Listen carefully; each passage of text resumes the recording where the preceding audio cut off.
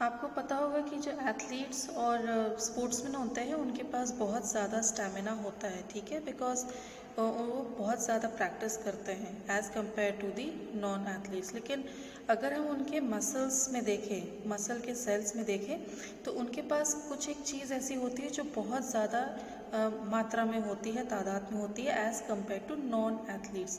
तो ये सारी चीज़ें क्या हैं, ऐसा क्या है उनमें जो उनके पास ज़्यादा स्टैमिना होता है।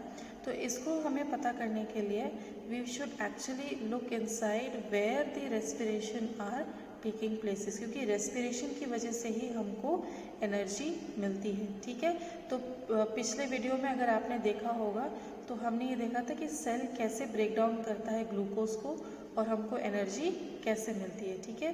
तो ये ऑक्सीजन के प्रेजेंस में भी हो सकता है जिसमें बहुत ज़्यादा एनर्जी यूज़ होती है, और ये ऑक्सीजन के एब्सेंस में भी हो सकता है जहाँ पे हमको बहुत कम एनर्जी मिलती है, which is called as anaerobic respiration और फर्मेंटेशन, ठीक है। और अगर आपको ये चीज़ याद करना है, रिफ्रेश करना है, तो अभी आप पिछले वीडियो में जाकर देख सकते हैं कि एनारोबिक और एरोबिक रेस्पिरेशन क्या होता है, और कई ऐसे इक्वेशंस भी हैं जो उसमें एक्सप्लेन किए गए हैं, ठीक है। तो अगर आपको अभी ये सब चीज़ समझ में आ रही है कि ये क्या है, तो हम अभी देखेंगे कि एक्चुअली में कौन से रिएक्शंस हो रहे हैं जो अभी हमारे सेल में चल रहे हैं, ठीक है। What are the reaction that are actually taking place. तो प्रॉब्लम ये होती है इस क्वेश्चन को आंसर करने में कि ये कोई भी एक स्टेप रिएक्शन नहीं है, बहुत सारे स्टेप्स होते हैं। फॉर एग्जांपल सिर्फ ये अचानक से ये ग्लूकोज कन्वर्ट नहीं हो जा रहा है आपके कार्बन डाइऑक्साइड और वाटर में, ये ऐसा नहीं है। यहाँ पर बहुत सारे ऐसे स्टेप्स होते हैं जहाँ पर यूज़ करने के बाद हमको ग्लूकोज एनर्जी में कन्वर्ट होती है, ठीक है। और ज़रूरी नहीं है कि एक ही पार्ट में हो सेल के, बहुत सारे ऑर्गेनेल्स हैं सेल के जहाँ पर ये सारी केमिकल रिएक्शंस हो रहे हैं, ठीक है। तो सबसे पहले हम देखेंगे कि फर्स्ट स्टेप ऑफ रेस्पिरेशन क्या है, ठीक है। बहुत सारे स्टेप्स हैं लेकिन हम सिर्फ फर्स्ट स्टेप ऑफ रेस्पिरेशन में देखेंगे। अगर हम ये चाहे तो सबसे पहले ये समझना है कि एरोबिक और एनारोबिक रिएक्शन में पहला स्टेप जो होता है वो कॉमन होता है, ठीक है। तो पहला स्टेप हमको मालूम है कि ग्लूकोज दो हिस्सों में बटे जाते हैं, ठीक है। It gets broken down into 2 molecule, और हर वो एक मॉलिक्यूल को हम कहते हैं पायरुवेट, ठीक है। तो 2 molecules of pyruvate are produced in the first step of breaking down of glucose. तो हमको यहाँ पे एनर्जी मिलती है, there is some kind of energy is released, और ये छोटा इसलिए लिखा गया है ताकि समझ में आए कि इसमें थोड़ी सी एनर्जी रिलीज हो रही है, ठीक है। पायरुवेट एक नया वर्ड है हमारे लिए, तो वो एक्चुअली में क्या है, ये एक्चुअली में एक मॉलिक्यूल है जस्ट लाइक ग्लूकोज, ये भी एक मॉलिक्यूल है। हम इसके फॉर्मूला में नहीं जाएंगे, लेकिन बस एक आइडिया के लिए कि ये क्या है हम ये देख लेंगे। Glucose is a 6 carbon molecule, ठीक है, इसमें 6 कार्बन मॉलिक्यूल में, लेकिन जो पायरुवेट है उसमें हमारे पास 3 कार्बन एटम मॉलिक्यूल्स है, ठीक है। तो glucose is broken into 2 parts but it exactly not in halves, ठीक है। इसमें और ज़्यादा रिएक्टेंट्स भी होते हैं जिसको हमको अभी नहीं देखना है, but this is the first step. तो इस फर्स्ट स्टेप को हम नाम भी देते हैं, और इसका नाम है आपका ग्लाइकोलिसिस, ठीक है, ग्लाइकोलिसिस। ये रेस्पिरेशन में ये वर्ड बहुत यूज़ होता है, ठीक है, लेकिन एक्चुअल में इसका मतलब क्या है। Glyco is referring to glucose, ठीक है, ग्लाइको का मतलब यहाँ पर होता है ग्लूकोज, और यहाँ पे ग्लूकोज होता है। And lysis means breaking down, lysis मतलब ये कोई भी चीज़ को 2 हिस्सों में या 3 हिस्सों में बांट देना, ठीक है। तो एक्चुअल में फर्स्ट स्टेप पे क्या हो रहा है, we are breaking down the glucose into 2 molecules of pyruvate, ठीक है। पायरुवेट फिर further it gets broken down in the presence of oxygen, and that is why we call it aerobic respiration, ठीक है। और ये अभी भी आपके सेल के अंदर ये सारी चीज़ें हो रही हैं, ठीक है। और pyruvate when broken down without oxygen makes lactic acid और इथेनॉल रिएक्शन, ठीक है। पायरुवेट को जब ऑक्सीजन के प्रेजेंस में रिलीज करते हैं तो इस रिएक्शन में भी एनर्जी रिलीज हो रही है, that is why aerobic respiration में बहुत ज़्यादा एनर्जी रिलीज होती है, ठीक है। On the other hand if we break pyruvate without oxygen then that does not release any energy, ठीक है। इसमें कोई भी एनर्जी रिलीज नहीं हो रही है। जितना पायरोवेट को ब्रेक डाउन करने में एनर्जी रिलीज हो रही है बस उतना ही हो रही है, बाकी आगे के रिएक्शन में कोई भी एनर्जी रिलीज नहीं हो रही है। इसलिए एनारोबिक या फर्मेंटेशन रिएक्शन में एनर्जी बहुत ही कम रिलीज हो रही है, ठीक है। इसलिए ग्लाइकोलिसिस में एरोबिक रिएक्शन में रेस्पिरेशन में हमको एनर्जी ज़्यादा मिलती है, ठीक है। इसलिए हम जो सेल्स है वो कोशिश करते हैं कि ज़्यादा से ज़्यादा एरोबिक रिएक्शंस में हम सेलुलर रेस्पिरेशन को कैरी आउट करें, ठीक है।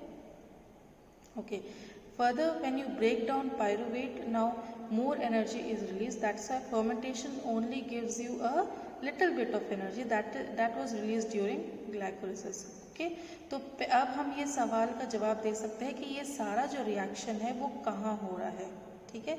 ये सारे के सारे रिएक्शन कहाँ हो रहा है, ये होता है आपके सेल के साइटोप्लाज्म में। अब साइटोप्लाज्म क्या है, ठीक है।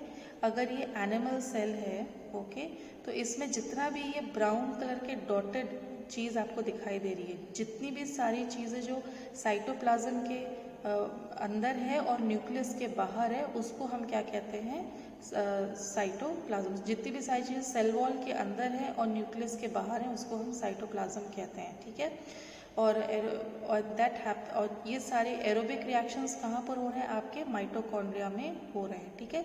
तो अगर once the glycolysis happens in cytoplasm the pyruvate has to enter into the mitochondria, और ऑक्सीजन को भी माइटोकॉन्ड्रिया में एंटर करना चाहिए। इसलिए ये सारे रिएक्शन हमको कहाँ पर हो रहे हैं, where this reaction is taking place, and after the reaction is taking place the mitochondria will release all that energy, ठीक है। तो सारे के सारे जो पायरुवेट ब्रेक डाउन हो रहा है, ऑक्सीजन है, वो सारे के सारा माइटोकॉन्ड्रिया के अंदर जाता है और फिर माइटोकॉन्ड्रिया में बहुत सारे रिएक्शन होने के बाद एनर्जी रिलीज हो रही है, ठीक है। और यही एनर्जी सेल को ज़रूरत पड़ती है ताकि एरोबिक रेस्पिरेशन हो सके, ठीक है। तो द मसल सेल्स एथलीट्स में सबसे ज़्यादा कौन से हमको ऑर्गेनल्स मिलेंगे, माइटोकॉन्ड्रिया मिलेंगे, क्योंकि जितना माइटोकॉन्ड्रिया उनके पास होगा उतनी ही एनर्जी वो साइमल्टेनियसली लगातार रिलीज कर पाएगी, ठीक है। And the more energy you can have to release whenever you for, and so the scientist ने ये पता लगाया है कि on average the cells of the athletes have about twice of mitochondria as compared to the non-athletes, which means कि अगर आप regular exercise करेंगे तो आपकी बॉडी भी माइटोकॉन्ड्रिया ज़्यादा डेवलप करेगी, ज़्यादा प्रोड्यूस करेगी, ताकि आपके पास एनर्जी और भी मिले। So the energy which is release by this mitochondria can now be used up by all the cell to perform the activities, right. लेकिन ऐसा नहीं होता है। जो energy breaking down of glucose के बाद रिलीज हो रही है वो सेल यूज़ अप नहीं करती है। तो ये जो एनर्जी रिलीज हो रही है वो कहाँ जा रही है, तो ये समझ में आता है कि ये जो एनर्जी है वो स्टोर अप होती है एक और एक मॉलिक्यूल में जिसको हम कहते हैं ATP, and stands for adenosine try phosphate, ठीक है ना। इतना ध्यान देने की ज़रूरत नहीं है उसके फुल फॉर्म में, जस्ट अभी इतना ध्यान रखो कि एनर्जी जो रिलीज हो रही है वो स्टोर अप होती है ATP में, ठीक है। तो ये क्यों हो रहा है, डायरेक्टली ये एनर्जी सेल में रिलीज क्यों नहीं हो रही है, क्यों यूज़ अप नहीं हो रही है। तो फॉर एग्जांपल मान लो ये ग्लूकोज है, ठीक है, और ग्लूकोज जब ब्रेक डाउन होती है तो एनर्जी रिलीज हो रही है। तो instead of using this energy cell क्या कर रहे हैं, इसी एनर्जी को फर्दर टुकड़ों में बांट के ATP के मॉलिक्यूल में स्टोर कर दे रही है, ठीक है। So they basically they are transferring the energy from glucose into ATP। छोटे पैकेट्स में ये डिलीवर कर देते हैं, स्टोर कर देते हैं। क्यों होता है ऐसा, क्योंकि जब ग्लूकोज ब्रेक डाउन होता है तो बहुत ज़्यादा एनर्जी रिलीज होती है और इतनी ज़्यादा एनर्जी सेल को ज़रूरत नहीं होती है to carry out that function, ये बहुत ज़्यादा है उनके लिए। तो यही कारण है कि ये छोटे छोटे पैकेट्स में ये स्टोर करते हैं और जब उनको चाहिए रहता है तो ये एक ATP के मॉलिक्यूल को ब्रेक डाउन करके सिर्फ उतनी ही एनर्जी वो यूज़ करते हैं जितना उनको चाहिए रहता है, ठीक है। तो इसको और अच्छे से समझने के लिए think of energy as money, Okay, then glucose can be a larger denomination like 2000 rupees, और ATP स्मॉलर डिनोमिनेशन हो सकता है जैसे 10 रुपीज़ और 5 रुपीज़ नोट। ठीक है, अगर मान लो मुझे पानी पूरी खाना है या मुझे आइसक्रीम या चॉकलेट खाना है तो मुझे 10 रुपये लेके जाऊंगी तो ज़्यादा बेटर रहेगा। ठीक है, क्योंकि पानी पूरी के पास 2000 रुपये का नोट की चेंज नहीं होगा। ठीक है, लेकिन अगर मैं कहीं और बाहर कहीं जा रही हूँ, किसी और शहर में ट्रैवल कर रही हूँ, तो मुझे ऑब्वियसली बिगर डिनोमिनेशन के रुपीज़ चाहिए रहेंगे रादर देन 10 रुपीज़ या 5 रुपीज़, क्योंकि तब मेरा वॉलेट क्या हो जाएगा, भर जाएगा और उसमें कोई जगह नहीं रहेगी। In the same way the cell to function needs smaller amount of energy, तो इसलिए वो ATP यूज़ करते हैं।